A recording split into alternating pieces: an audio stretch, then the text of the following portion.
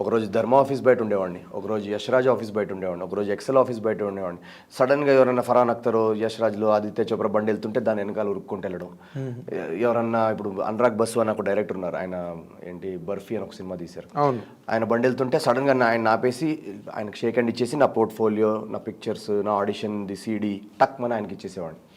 అలా ఎంతో మంది సెలబ్రిటీస్ని స్టాక్ చేసేవాడిని.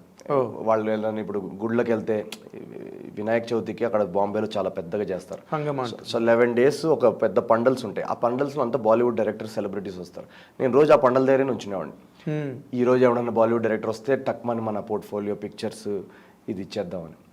సో అలా చాలా మందికి అలా ఇచ్చేయడం జరిగింది. తర్వాత వాళ్ళు అసలు అది చదవని కూడా చదవరని అక్కడ నాకు తెలియదు ఆ టైంలో.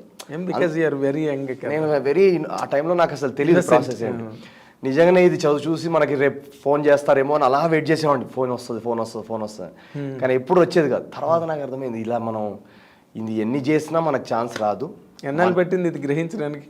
పట్టింది ఒక 2-3 years. దీనిలోనే ఈ ప్రాసెస్లోనే పోయింది. బట్ నాకేంటంటే నేను ఎందుకు చేసేవాడిని అంటే నా ఎఫర్ట్ ఎక్కడ తగ్గట్లేదన్న గిల్ట్ నాకు ఉండకూడదు. అంటే మనం ఎఫర్ట్ పెట్టలేదు అని మనకు అనిపించకూడదు. ఎగ్జాక్ట్. ఛాన్స్ వచ్చిందా లేదా వేస్ట్, అది అది అది పక్కన సెకండ్ టాపిక్.